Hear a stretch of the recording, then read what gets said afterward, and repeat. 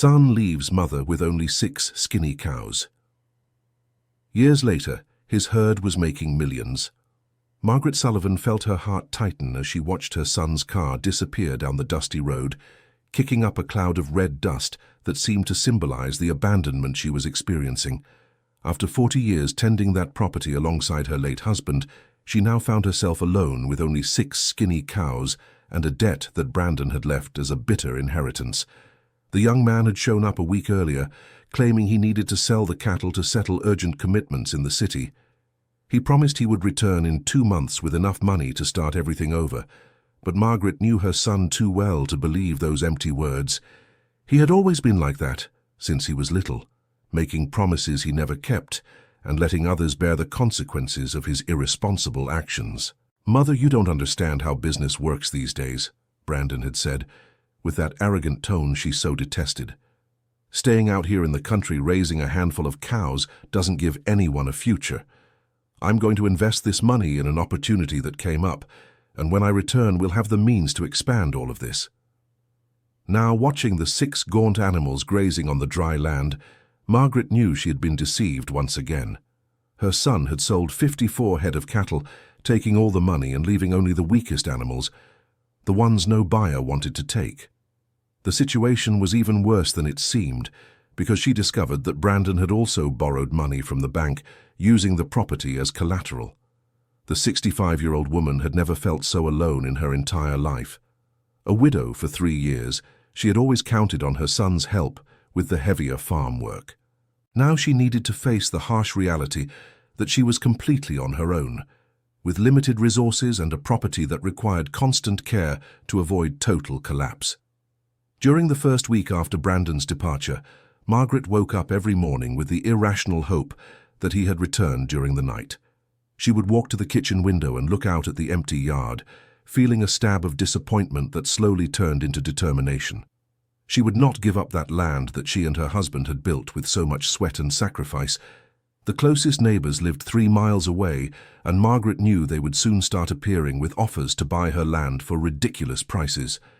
Richard Thompson, owner of the adjacent properties, had shown interest several times in the past, always claiming he could help her if any difficulty arose. She suspected the man was just waiting for the right opportunity to expand his domain. The first rains of the season came weak and sparse, only superficially wetting the parched soil.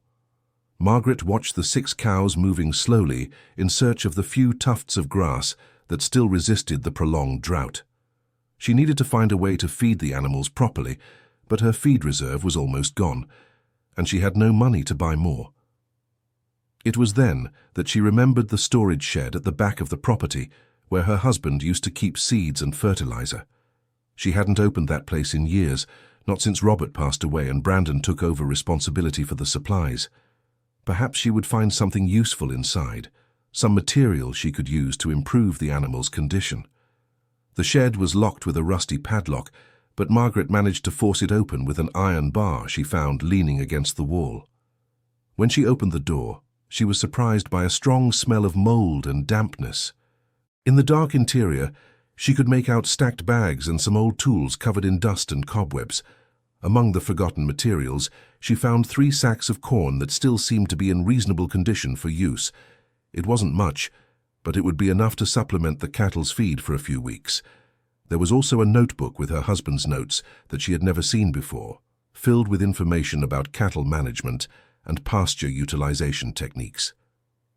Dear listener, if you're enjoying the story, please take a moment to like and especially subscribe to the channel. It helps us a lot as we're just starting out. Now, continuing. As she leafed through the notebook, Margaret discovered that Robert had conducted detailed studies of the property, identifying areas with potential for planting higher quality grass and suitable locations for building small dams. The man had planned a series of improvements he never got to implement, probably because Brandon had always shown no interest in investing time and effort in the ranch. One note in particular caught her attention. Robert had marked a specific spot where he believed there was an underground spring based on observing the behavior of the vegetation during different seasons.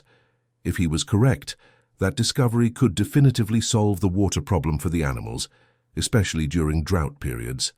Margaret decided to investigate the location indicated on the rudimentary map drawn by her husband.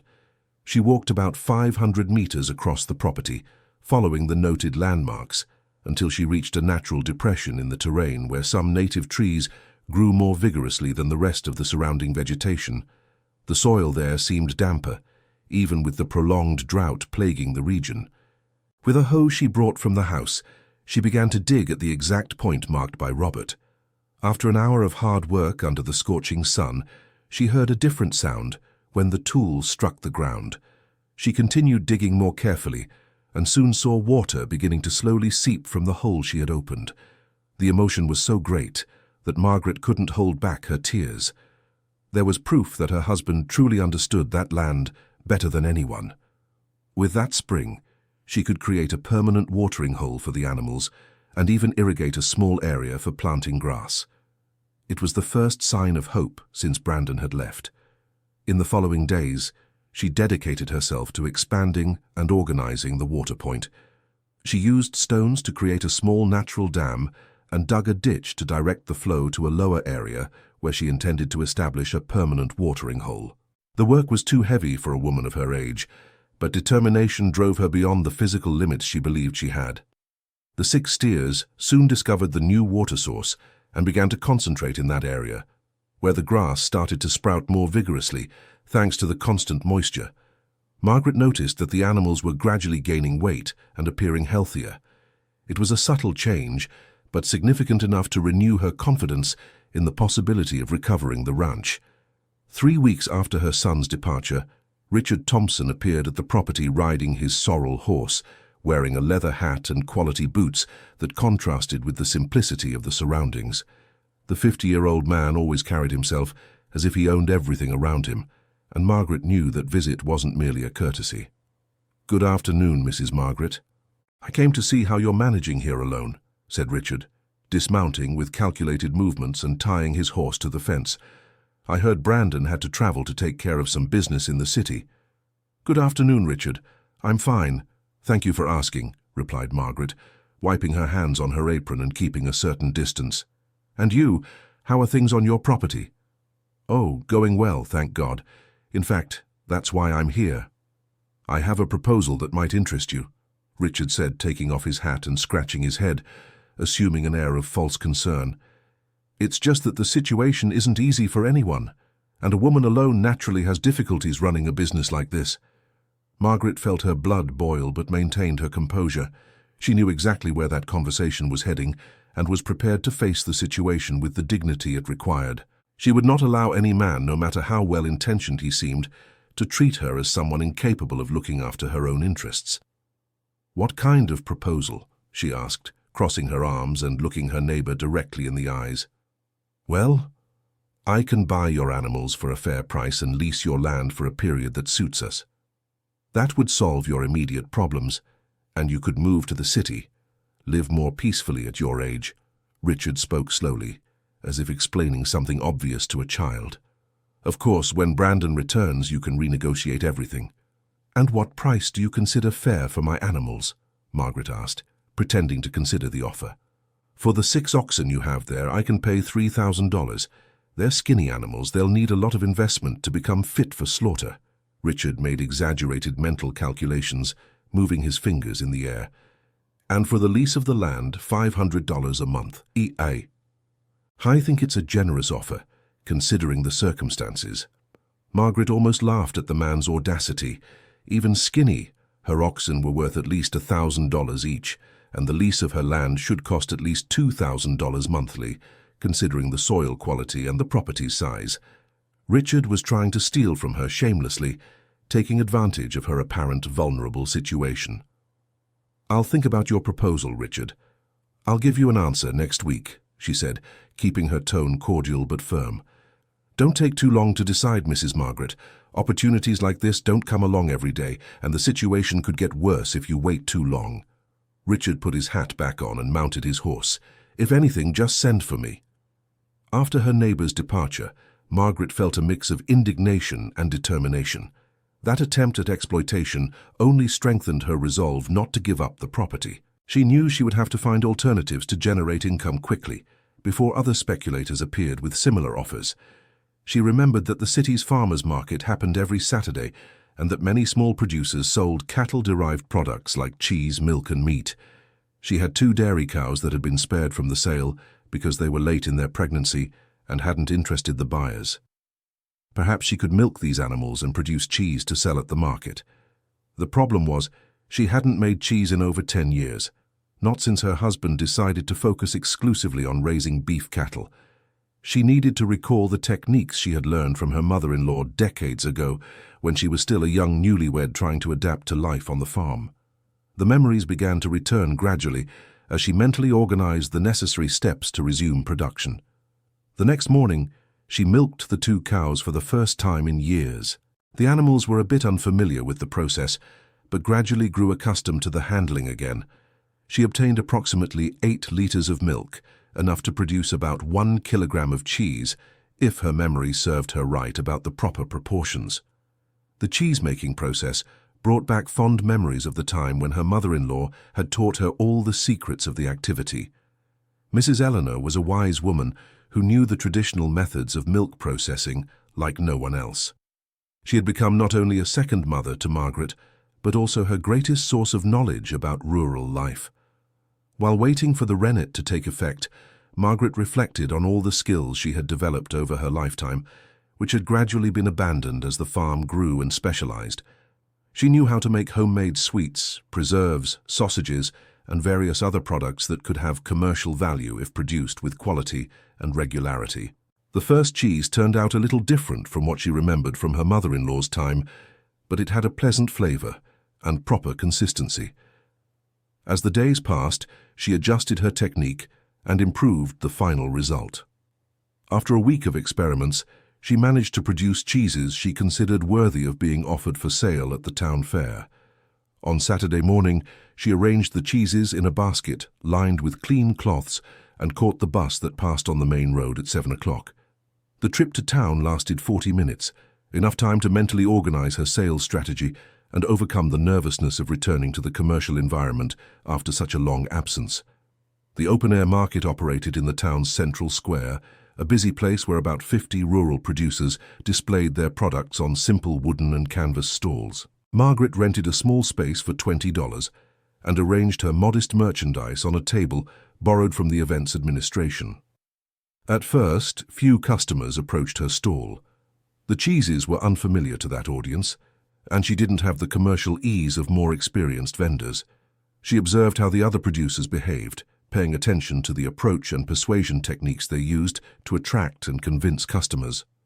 An elderly lady stopped in front of her table and asked about the origin of the cheeses. Margaret explained that they were produced on her rural property, following traditional methods learned from her mother-in-law. The woman tried a small piece and immediately praised the flavor, buying 2 whole cheeses and promising to return the following week.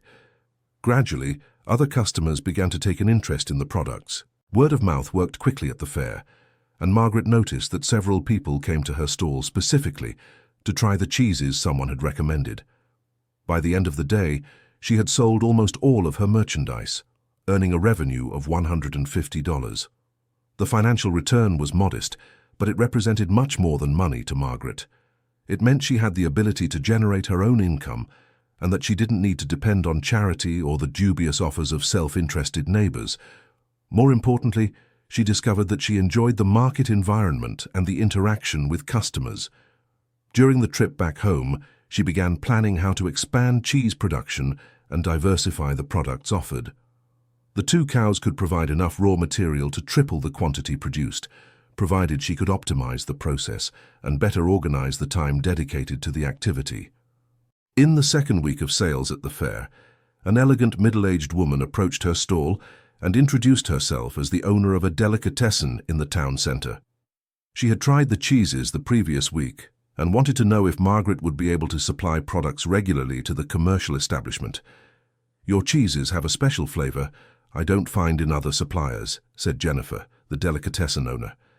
"My customers are always looking for quality artisanal products, and I believe yours would be well received by my clientele."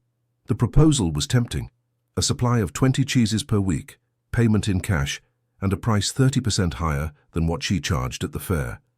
The only problem was that Margaret would practically need to double her production to meet the demand, which meant milking more animals or finding other sources of milk in the region. "I can start by supplying 10 cheeses per week, and we can gradually increase as I manage to expand production," proposed Margaret, trying to negotiate realistic conditions. "Perfect. Let's do it this way. You bring me 10 cheeses every Tuesday morning, and if the acceptance is good, we increase the quantity next month." Jennifer extended her hand to seal the agreement. "I'll need you to also bring a sample of other products you might eventually produce." That partnership represented a significant change in Margaret's financial situation.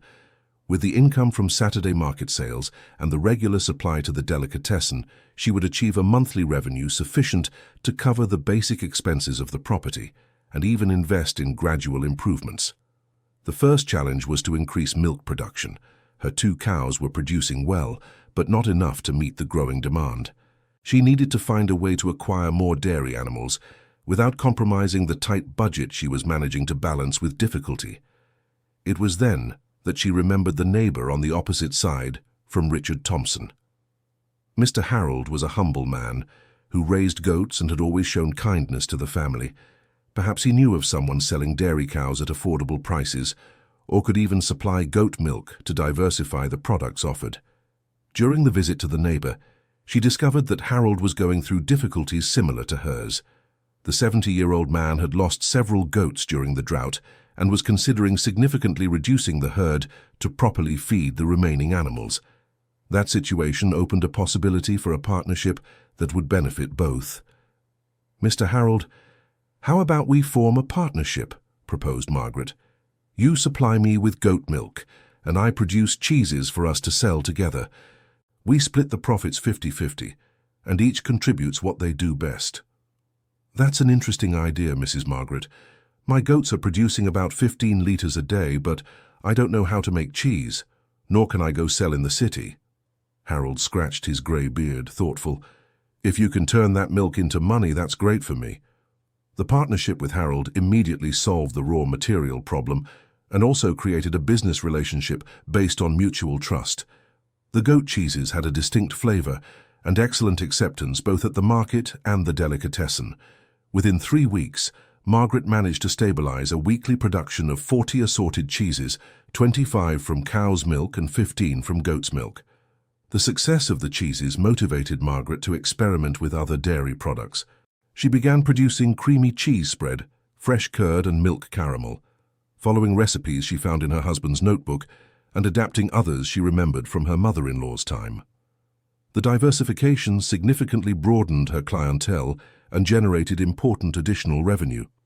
3 months after her son's abandonment, Margaret had completely transformed her financial situation.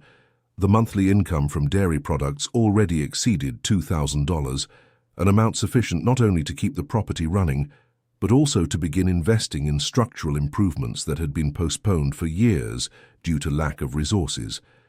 It was at this time that she received an unexpected call from Brandon. Her son called from a public phone, claiming he was facing temporary difficulties in the city and asking her to send money to help him resolve some urgent problems. The conversation was tense and revealing about the young man's true character. "Mum, I need to borrow $3,000. It's just until next month when my investment pays off," Brandon said hurriedly, as if fearing someone might interrupt the call. "Can you sell some extra cheese or borrow from someone? It's a real emergency." "Brandon, where exactly are you? And what kind of investment did you make with the money from our cattle?" Margaret asked, feeling a mix of worry and irritation. "That doesn't matter now, Mum. What matters is I need this help urgently. If you don't help me, I'm going to have serious problems here." Her son's tone sounded threatening, as if she were obligated to clean up the messes he made. "Son, during these months you've been away, I've learned to manage on my own. I don't have $3,000 to lend you, and even if I did, I wouldn't send it until you properly explain where you are and what happened to the money." Margaret took a deep breath before continuing. "If you want help, come home and we'll talk in person."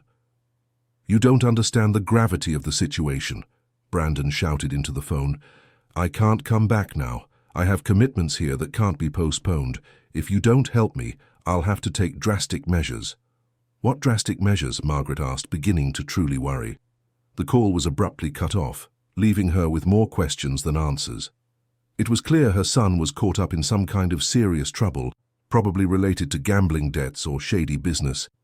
The situation left her distressed, torn between maternal concern and the certainty that helping him financially would only perpetuate the cycle of irresponsibility. 2 weeks later, she received a visit from a man who introduced himself as a debt collector. The intimidating-looking fellow said Brandon had given the farm's address as a reference for a loan he took from loan sharks in the city. According to him, the young man owed $15,000 and had disappeared without a trace, transferring the responsibility to the family. "Ma'am, your son borrowed money from us and put this property up as collateral.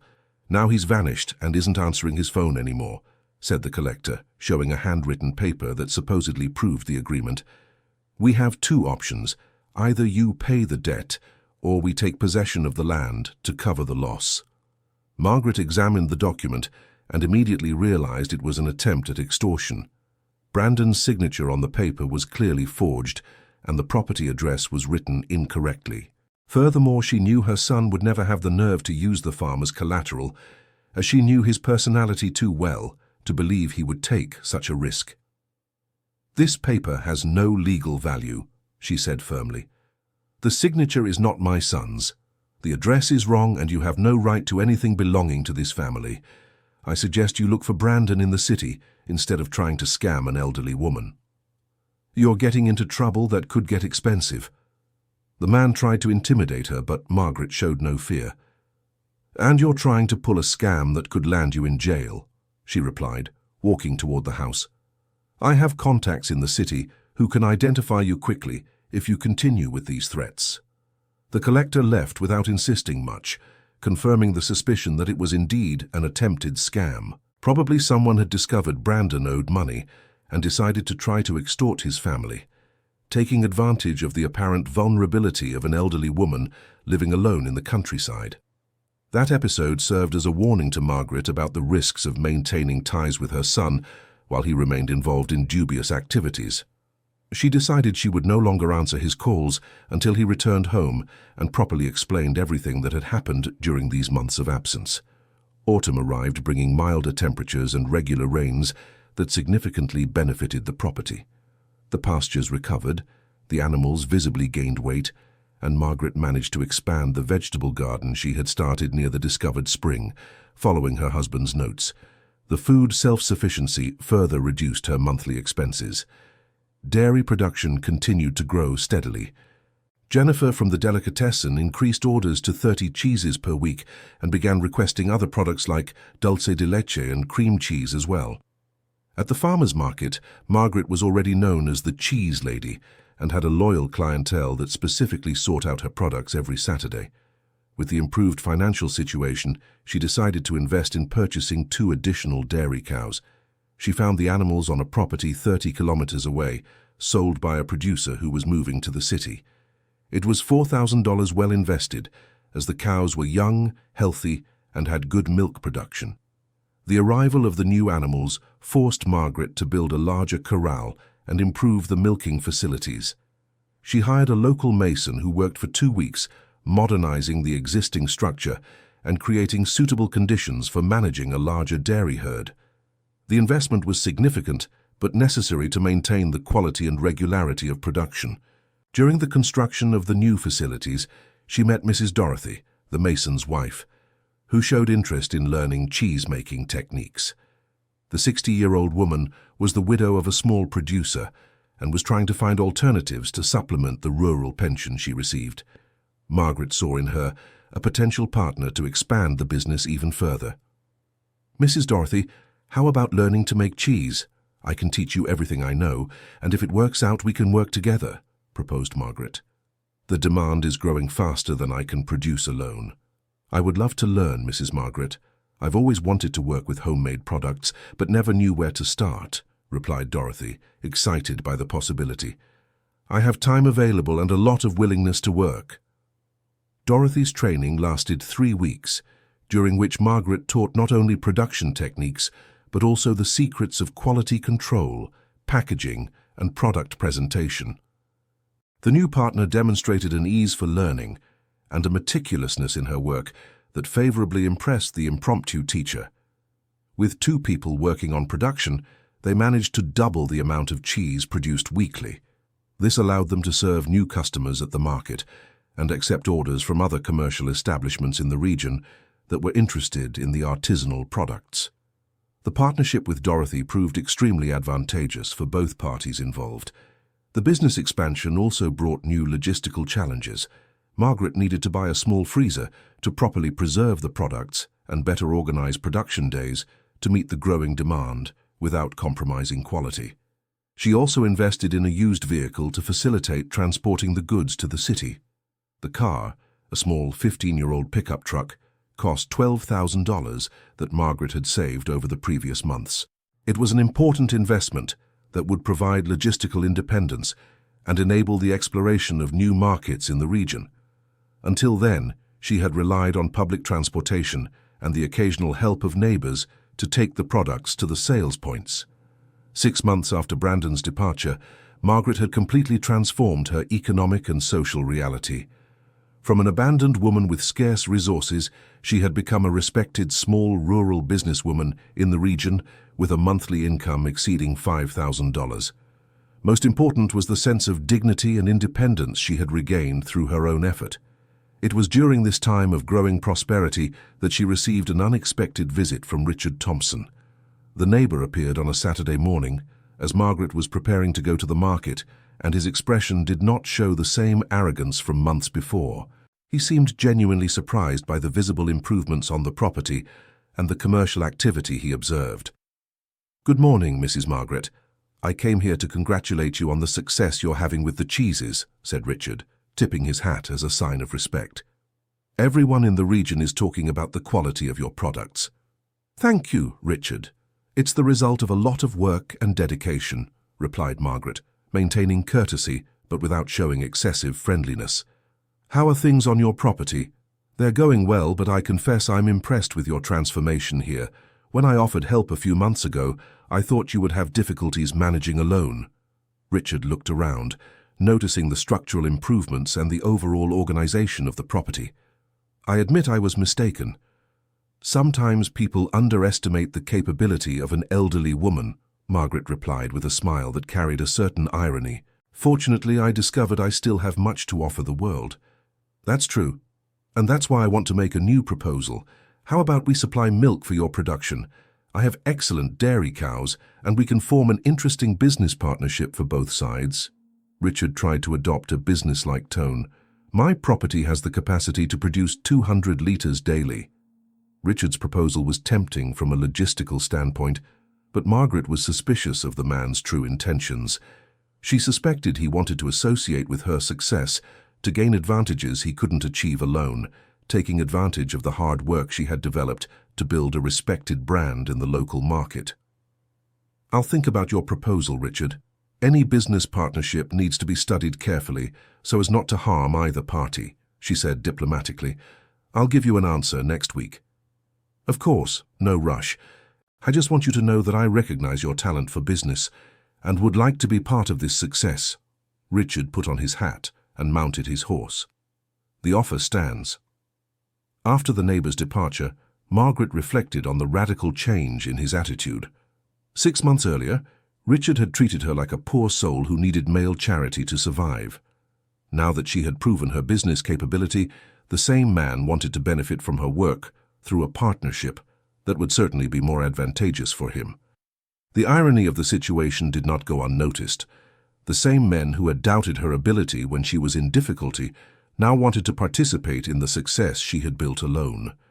It was a valuable lesson about how people change their behavior according to their own convenience and personal interests.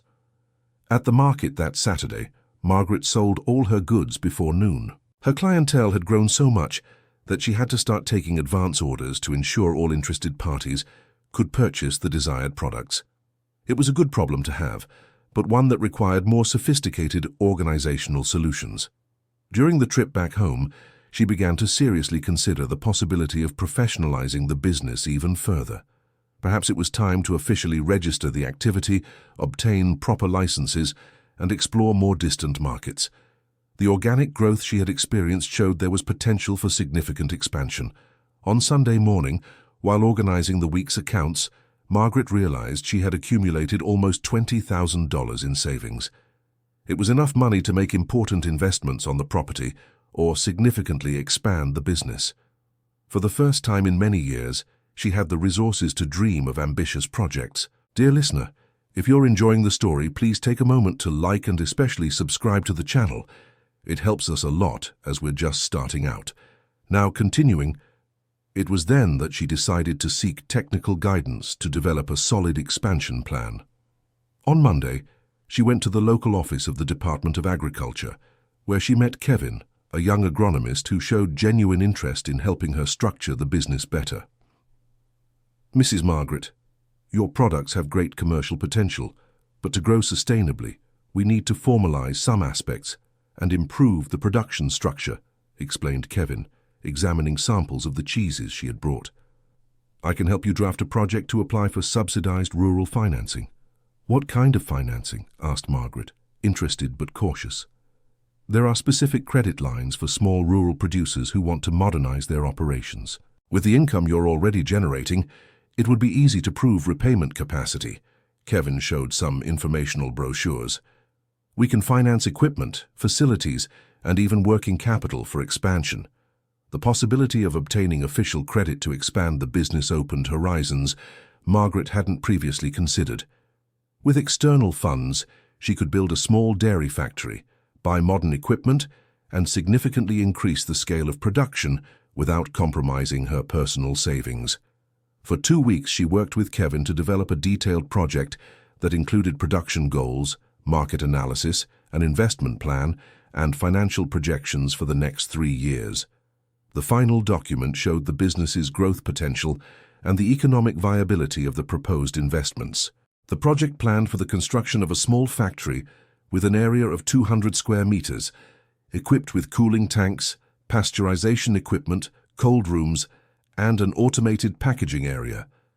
With these improvements, the production capacity would be multiplied by 5, allowing her to supply regional markets and not just the local clientele. The market analysis revealed there was pent-up demand for quality artisanal products within a radius of 100 kilometers. Supermarkets, restaurants, hotels, and delicatessens could become regular customers if there was adequate production and delivery capacity. The potential monthly revenue reached $50,000. When the project was submitted to the bank, Margaret grew nervous about the possibility of rejection. She had never applied for bank financing before and feared her age or lack of formal business experience might hurt the analysis. To her surprise, the project was approved in just 3 weeks, with very favorable repayment terms. The approved financing was $80,000, with a repayment period of 5 years and a subsidized annual interest rate of 6%.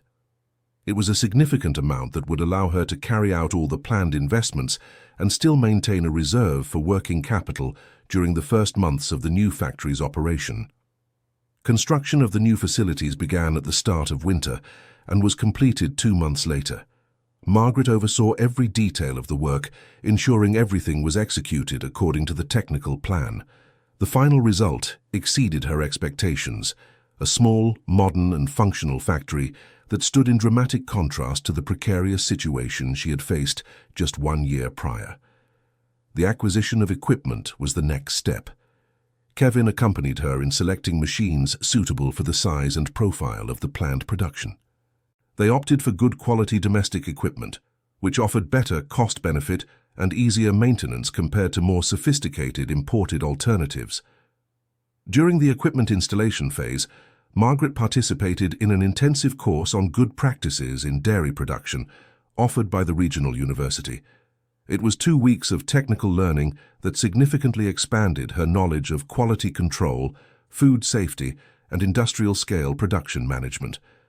The course also brought the opportunity to meet other producers in the region facing similar challenges.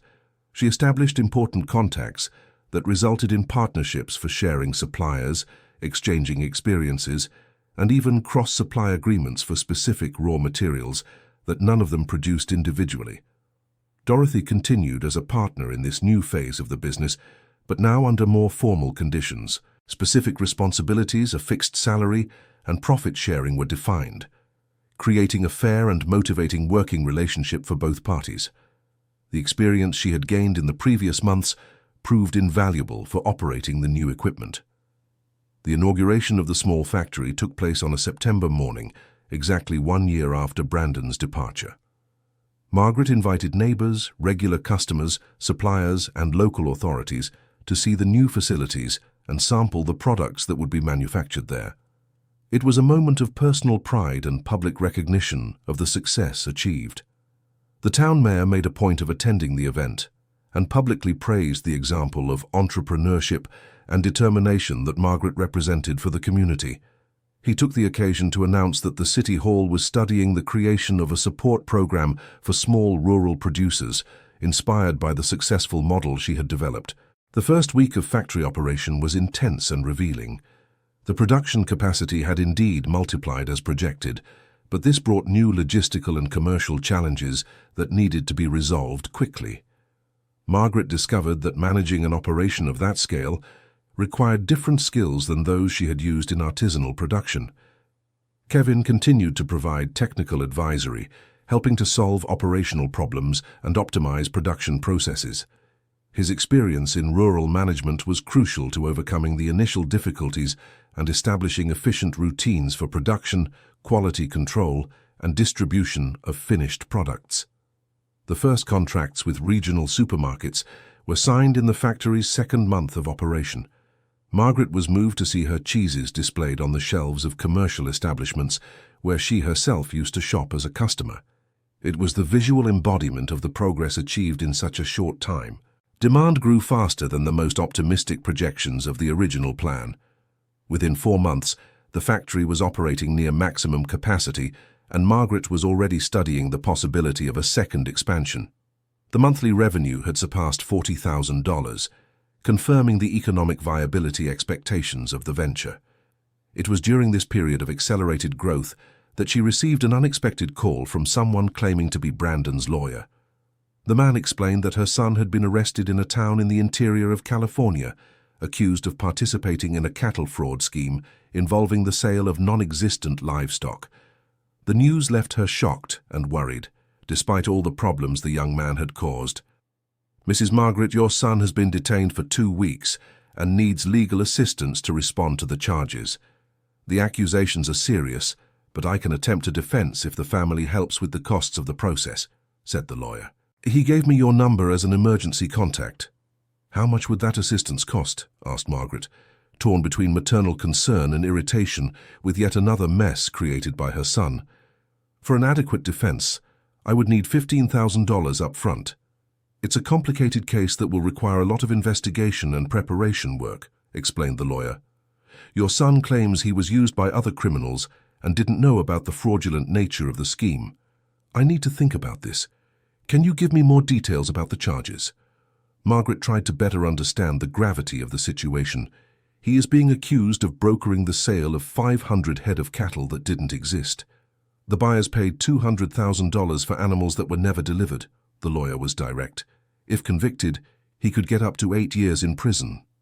The magnitude of the problem surpassed all of Margaret's expectations about the trouble Brandon could get into. $200,000 was a staggering amount that showed the level of irresponsibility and greed that had led her son to get involved in criminal activities. She needed to decide whether to spend her savings to try to save him once again. For 3 days, Margaret agonized over the decision. On one hand, Brandon was her only son, and she felt morally obligated to help him in such a serious situation. On the other hand, she knew she had always been too tolerant of his mistakes, and perhaps it was time to let him face the consequences of his irresponsible choices alone. The final decision came after a conversation with Mrs. Dorothy, who had become not only a business partner, but also a confidant in personal matters. The woman listened to the whole account of the situation and gave advice that helped Margaret see the issue from a different perspective. "Mrs. Margaret, you've already sacrificed so much for this son. He had every opportunity in the world to follow a straight path, but he chose crime," said Dorothy frankly. If you keep bailing him out of trouble, you'll be teaching him that he can do anything without consequences. But he's my son, Dorothy. How can I leave him in prison knowing I have the means to help? Margaret expressed the dilemma tormenting her. Sometimes truly helping is letting the person learn from their own mistakes. You built all that we have here through a lot of honest work. Dorothy gestured to the facilities around them. You can't throw it all away to save someone who didn't know how to value what he had. Dorothy's advice echoed the thoughts Margaret had been avoiding facing. It was hard to accept that her son had become a criminal, but even harder was to admit that she herself had contributed to it by always being too tolerant of irresponsible behaviors that should have been corrected decades ago. In the end, she decided not to pay the private lawyer. Instead, she called the public defender assigned to the case and offered to provide all necessary information for the defense, but without investing money in hiring private legal assistance. It was a difficult decision, but one that represented a turning point in her relationship with her son. The call to the public defender revealed additional details about the case that left her even more disappointed with Brandon. He hadn't been just an innocent victim used by more experienced criminals, as he claimed. In fact, he was one of the organizers of the scheme and had actively participated in planning and executing the frauds. According to the defense attorney, Brandon had rented a fake rural property, forged cattle ownership documents, and personally participated in negotiations with the victims. His role in the scheme was fundamental, and the evidence against him was consistent and abundant. The defense would focus on securing a lesser sentence, not on proving innocence. Ma'am, your son is clearly involved in a well-organized fraud scheme. The chances of acquittal are practically zero, explained the public defender. We will try to negotiate a reduced sentence in exchange for cooperation with the investigation of others involved. The reality of the situation finally became undeniable for Margaret. Brandon wasn't just an irresponsible young man who had gotten into trouble out of naivety. He was a conscious criminal who had deliberately chosen to participate in fraudulent activities, causing significant harm to innocent people who trusted him. That revelation brought a mixture of relief and sadness. Relief because it confirmed that her decision not to spend money on a private lawyer had been correct. Sadness because it represented the definitive end of the illusions she still held about the possibility of Brandon changing and becoming an honest and responsible person. In the following months, Margaret focused entirely on growing her business and forgetting the disappointments related to her son. The dairy factory continued expanding, serving new customers and diversifying its product line. The commercial success helped ease the emotional pain of abandonment and family disappointment. A year and a half after Brandon's initial departure, Margaret had become one of the most respected rural entrepreneurs in the region. Her factory employed 12 people directly and generated demand for various local suppliers, creating a positive economic impact that went far beyond her personal success. Recognition came in the form of invitations to speak at regional events about rural entrepreneurship and to participate in fairs specializing in artisanal products. Margaret discovered she enjoyed sharing her experience and motivating other people facing difficulties similar to those she had overcome. During one of these lectures, she met Rebecca, a journalist specializing in agribusiness who was interested in her story of overcoming adversity. The initial conversation resulted in a more detailed interview that would be published in a nationally circulated magazine specializing in the rural sector. Mrs. Margaret, your journey is inspiring for many people facing adversities in rural life, said Rebecca during the interview. What advice would you give to someone going through difficulties similar to those you faced? The most important thing is not to give up and to believe in your own ability. Often people underestimate what they can do when forced by circumstances, Margaret replied. It's also essential not to be afraid to learn new things, regardless of age. And about the family issue, how did you deal with your son's abandonment at such a difficult time in your life? The journalist touched on the most sensitive aspect of the story. It was painful, but it ended up being an opportunity to discover my own strength. Sometimes we depend so much on others that we forget our individual capacity to solve problems, Margaret reflected, before continuing. The abandonment forced me to be independent in a way I might never have experienced if circumstances had been different. The interview was published 3 months later under the title, "At 67, She Turned Abandonment into Business Success." The repercussion was surprising, generating dozens of calls from people interested in learning about her products and production methods. Some business offers came from distant states, opening possibilities for national expansion. Among the calls received after the publication of the article, one stood out for the surprise it caused. It was from Brandon, calling from the prison where he was serving a 4-year sentence for fraud. His son had read the article in a magazine that reached the penitentiary library and wanted to talk to his mother after more than a year without contact. "Mom, I read about your success in the magazine, and I want to apologize for everything I did. I was wrong when I thought the farm had no future," said Brandon, his voice choked. "Seeing what you managed to do alone, I realize how foolish and irresponsible I was." "Brandon, I'm glad to know you're in good health, but I can't pretend everything is normal between us," Margaret replied firmly but without aggression. "You abandoned me at a very difficult time and even got involved in criminal activities that brought shame to our family." "I know, Mom. I know I messed up badly and that I don't deserve your forgiveness, but I wanted you to know that I've changed. Here in prison, I've had time to think about everything I did wrong in my life," Brandon tried to explain. "When I get out, I'd like to have the chance to prove I can be different."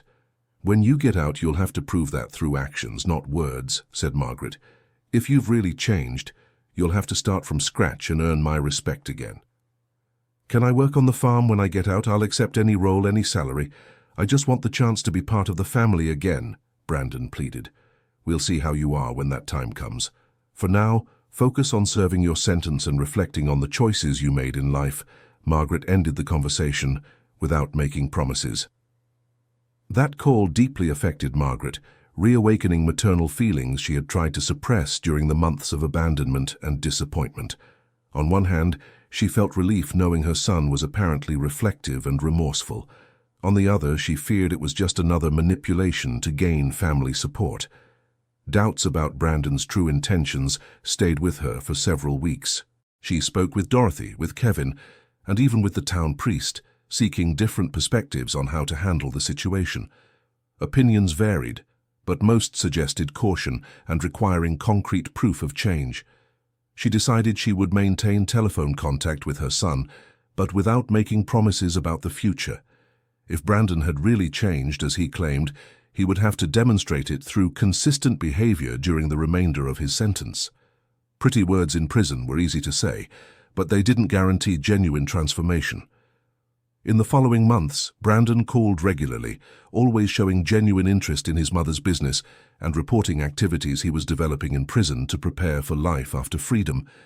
He had enrolled in vocational courses and was helping in the prison's community garden, developing agricultural skills he had never valued when he lived on the farm. Parallel to the family drama, Margaret's business continued to grow impressively.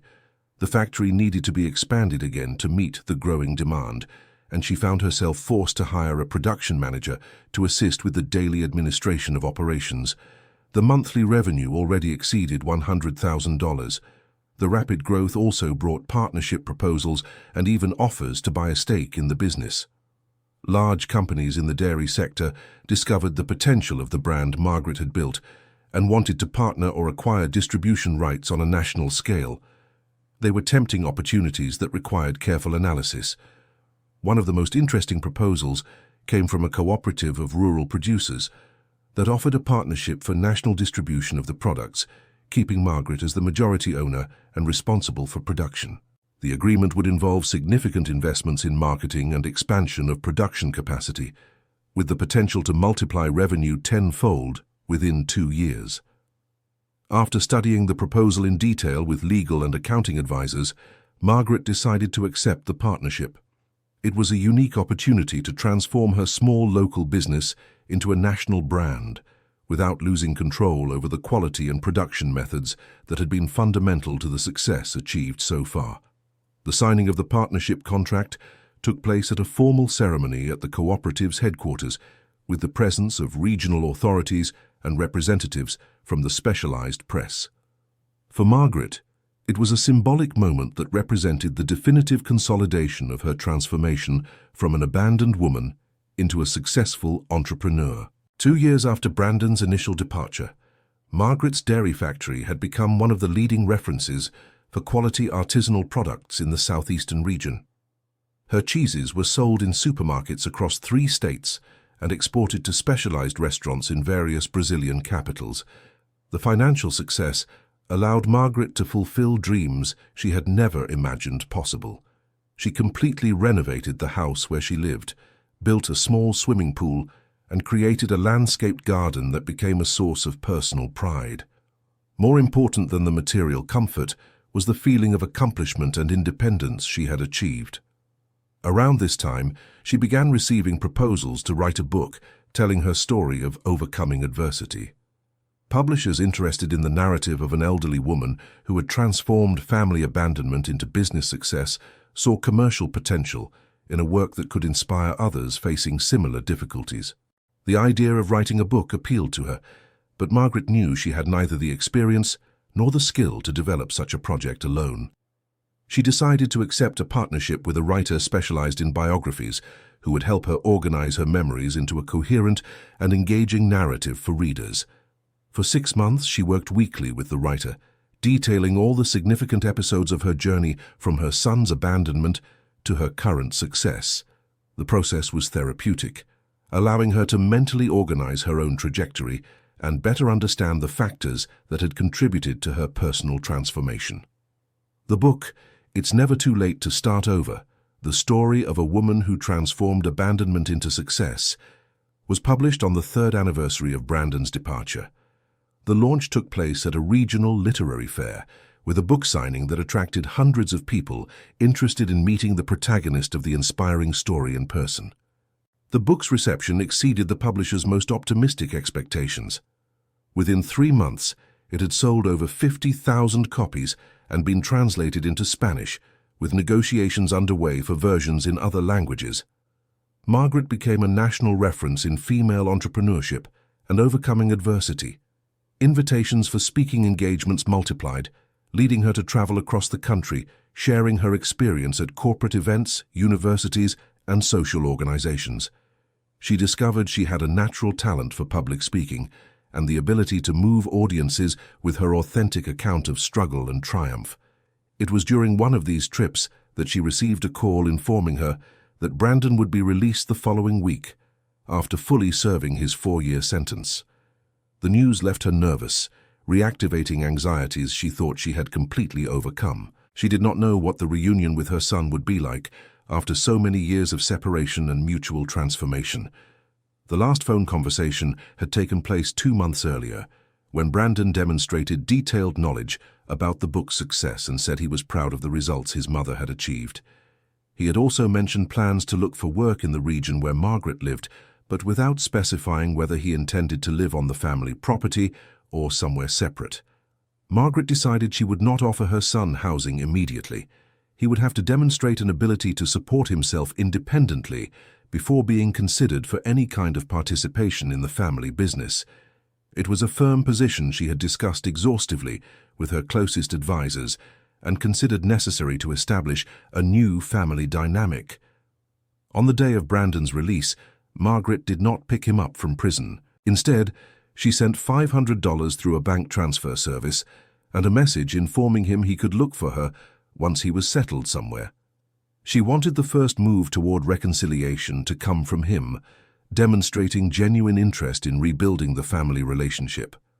3 days later, Brandon appeared at the farm gate carrying a simple backpack and displaying a humility Margaret had never seen in him before.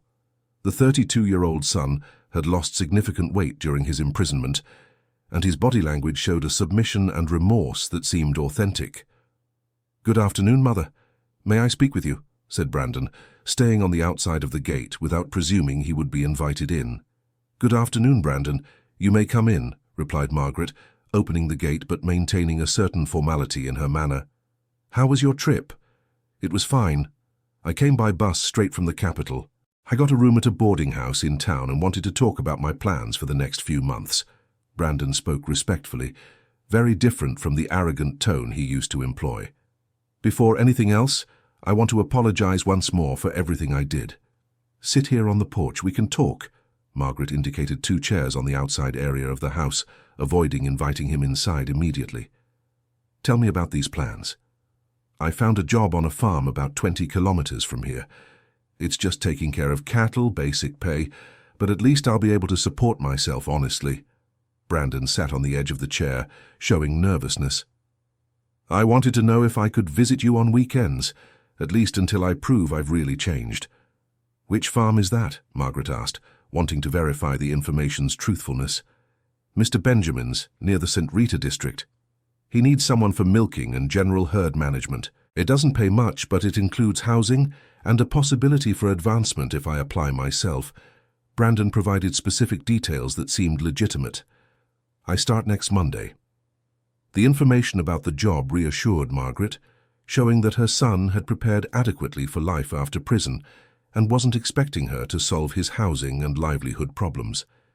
It was a first positive sign that perhaps he had really changed his mindset about personal responsibility. Brandon, you may visit on Sunday afternoons if you wish, but I want to make it clear that our relationship will have to be rebuilt gradually, said Margaret. You disappointed me greatly, and it will take time for me to trust you again. I understand perfectly, Mother.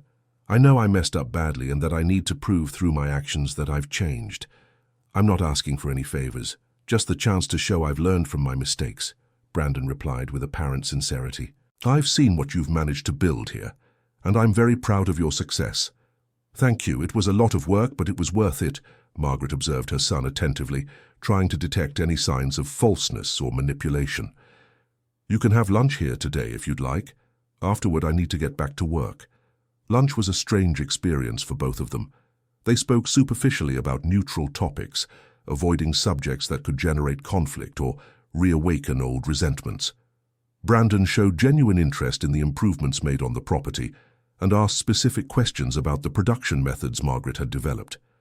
After lunch, Margaret quickly showed the new factory facilities, but without going into technical or commercial details.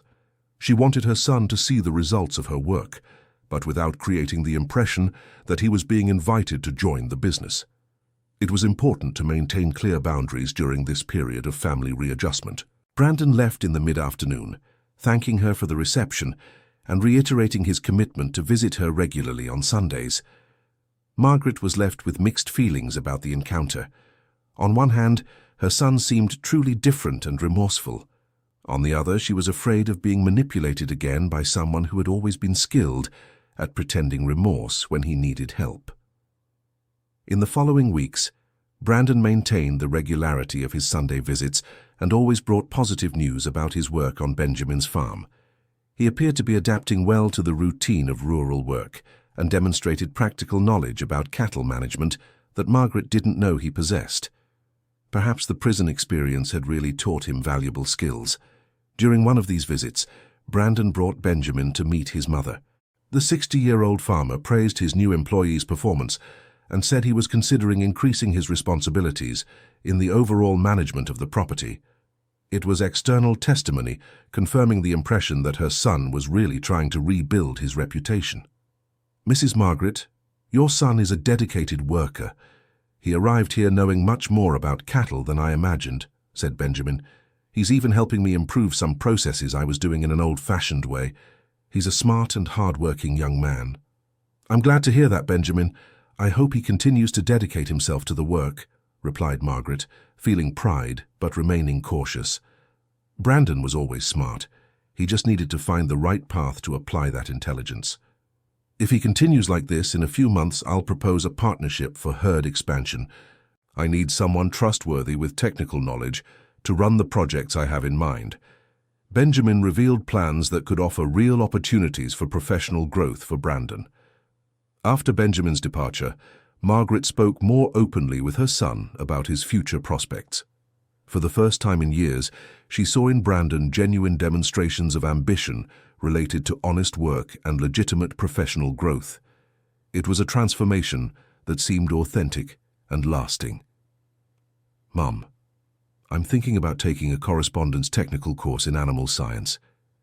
Benjamin said he could help with the costs if I commit to working with him for 3 more years. Brandon shared plans that demonstrated long-term vision. I want to truly specialize, not just do manual labor. That's an excellent idea, son. Technical knowledge will always be valued in agribusiness. Margaret encouraged the initiative. If you need any guidance or support materials, I can help. I have contacts with teachers and technicians in the region. Thank you, Mum. That would be very helpful. Brandon showed genuine gratitude. I want to prove that I can be successful in honest activities, just as you proved when I abandoned you. The mention of abandonment brought to the surface feelings that Margaret had tried to suppress during the months of rebuilding the relationship. It was the first time Brandon had directly addressed the subject with explicit words acknowledging the mistake he had made. The apparent sincerity of his comment moved her more than she expected. "Brandon, what's important is that you learned from your mistakes and are building a different future," she said, her voice choked.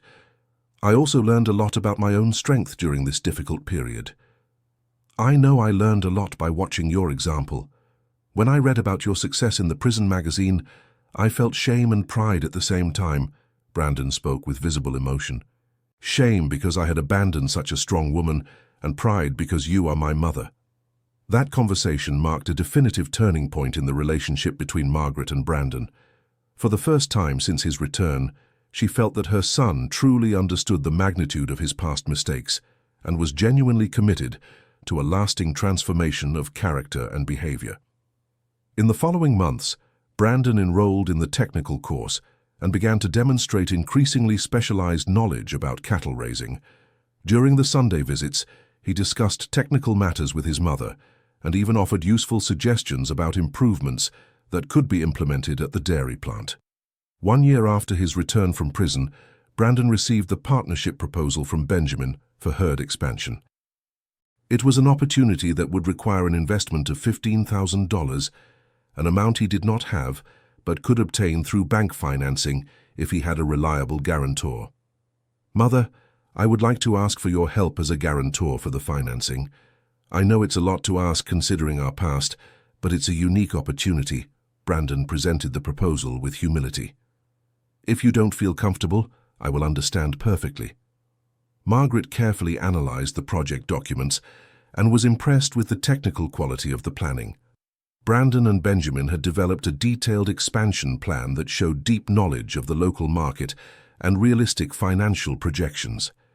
It was evident that her son had truly gained technical expertise during that period.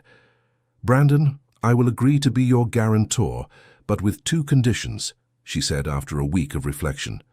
"First, you sign a document committing to keep me informed about all the business's financial movements. Second, if you miss any payment, I will immediately take over your share in the partnership." "I accept all the conditions, Mother.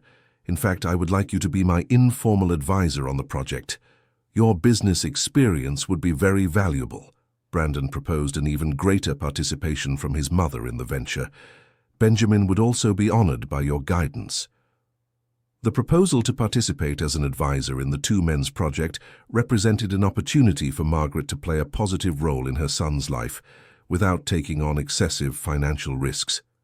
It was a way to contribute to his success while maintaining control over the degree of personal and financial involvement. Dear listener, if you are enjoying the story, please take a moment to leave a like and especially subscribe to the channel. It helps us a lot as we are just starting out, now continuing. For 2 years, Margaret closely followed the development of the partnership between Brandon and Benjamin. The project was successful, generating enough income to pay off the financing early and even allow for additional herd expansion.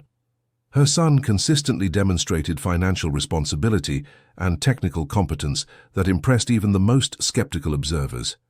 The family relationship gradually strengthened during this period of professional collaboration. Margaret regained trust in her son, and he regained his mother's respect through consistent actions of honesty and dedication. It was a genuine transformation that benefited both and created positive prospects for the family's future. On the 5th anniversary of Brandon's original departure, Margaret decided to make a proposal she had never imagined possible during the first years of abandonment and disappointment. She wanted to offer her son the opportunity to become a minority partner in the dairy factory, provided he invested a significant sum and took on specific operational responsibilities. "Brandon, I have a proposal to make. I would like you to consider the possibility of becoming a partner in the factory," she said during a Sunday lunch. "It would be a 20% partnership for you, with an investment of $100,000 and responsibility for commercial management." "Mother, this proposal is a dream I never imagined could come true," Brandon replied emotionally. "I have the money from the successful partnership with Benjamin, and it would be the fulfillment of my life to work by your side in a company you built. Then we have an agreement, but I want to make it clear that you would enter as a specialized employee, not as a privileged heir." Margaret established clear conditions. "You will have to prove daily that you deserve the trust placed in you." "I accept all the conditions. In fact, I prefer it that way.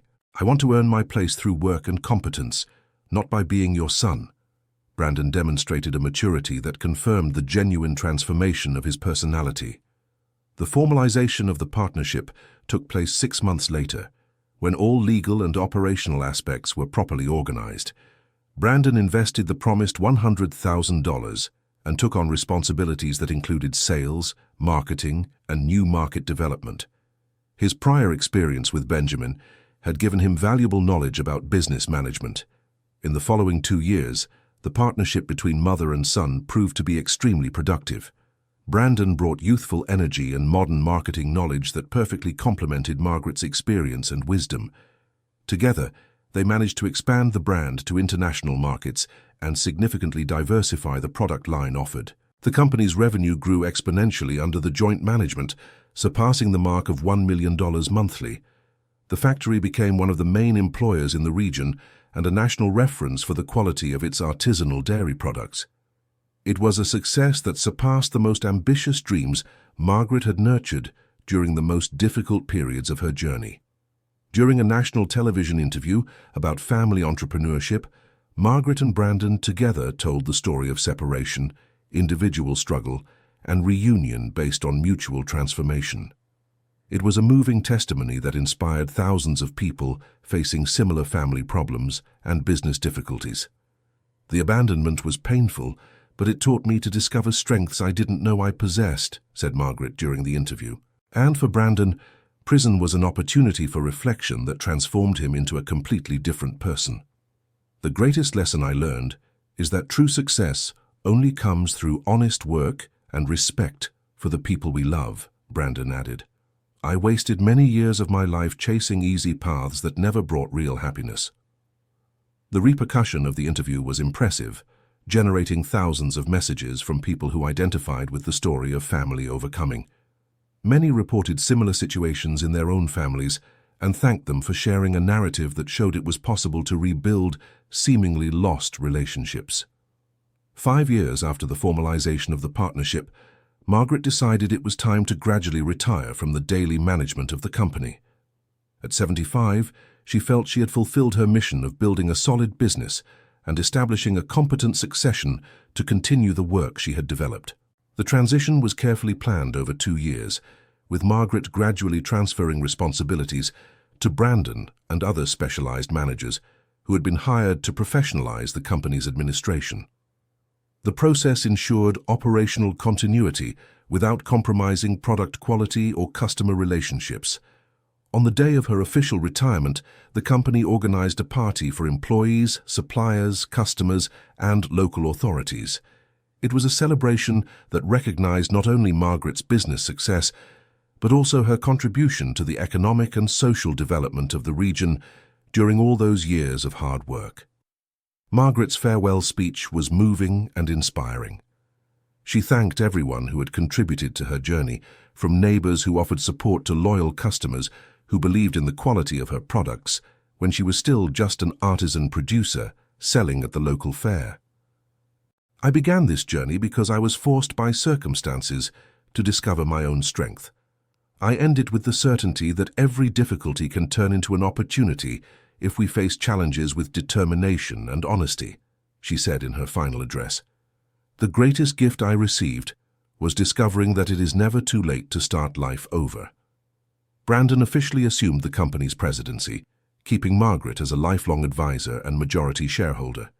It was an arrangement that ensured continuity of the business philosophy while allowing for innovations and adaptations necessary to face the future challenges of an ever-evolving market. In the years following her retirement, Margaret dedicated herself to philanthropic and educational activities. She created a foundation to support rural women in vulnerable situations, offering business training and microcredit for the development of small businesses.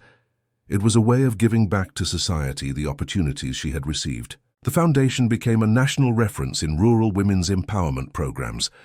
In 5 years of activities, it had served more than 1,000 women, helping them develop their own businesses in areas such as food production, crafts, and specialized services. The results confirmed that the methodology developed by Margaret had the potential for replication on a national scale.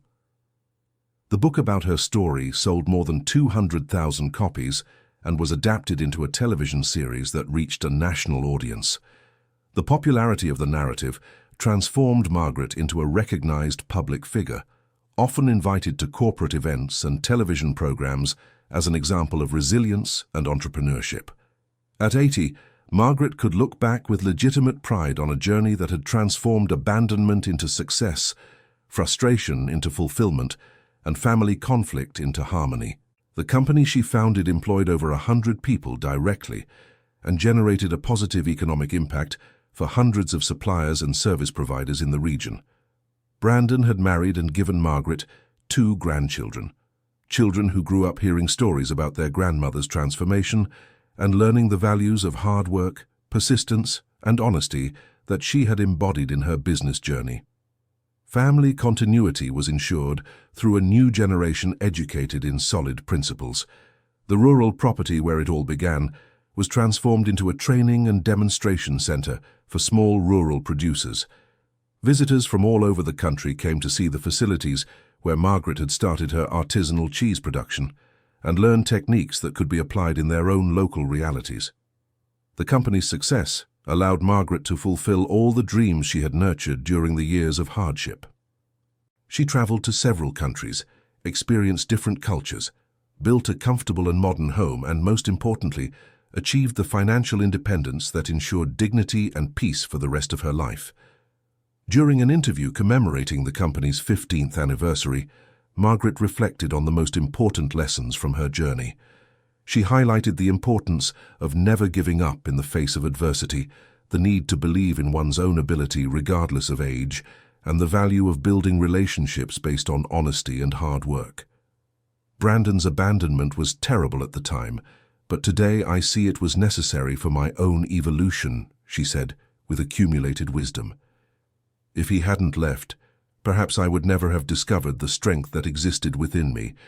Sometimes we need to lose everything to find our true essence. And about forgiveness? How was it possible to rebuild the family relationship after so many disappointments? Asked the interviewer. True forgiveness is only possible when there is real transformation. Brandon not only apologized, but completely changed his life and proved through his actions that he had learned from his mistakes, Margaret explained. Forgiveness without genuine change is just sentimentality that doesn't solve fundamental problems. The interview was seen by millions of people and sparked national discussions on topics such as female entrepreneurship, family reconciliation, and overcoming adversity in later life. Margaret became an inspiring symbol for people of all ages facing seemingly insurmountable difficulties in their lives. At the end of her life, at 85 years old, Margaret could state with certainty that she had completely transformed the legacy she would leave for her family and for society. From an initial situation of abandonment and scarce resources, she built a solid business empire, restored meaningful family relationships, and created a positive social impact that would benefit future generations. The company continued to thrive under the management of Brandon, who had fully incorporated the values of work and honesty taught by his mother during the years of rebuilding their family relationship. The brand's products were internationally recognized for their quality, and the company had become a benchmark for sustainable business practices and social responsibility. Margaret's story became required curriculum in business schools as an example of how to turn crisis into opportunity through determination, creativity, and hard work. Her trajectory demonstrated that true success does not depend on favorable initial conditions, but on how each person responds to the challenges life presents. End of story. So, what did you think of this incredible story of overcoming? When Margaret was abandoned by her son with only 6 skinny cows, who could have imagined that years later she would be earning millions? Tell us in the comments which part moved you the most, and if you know someone who went through a similar transformation. Leave your like, subscribe to the channel, and share this inspiring story with people who need to believe that it's always possible to start over, regardless of age.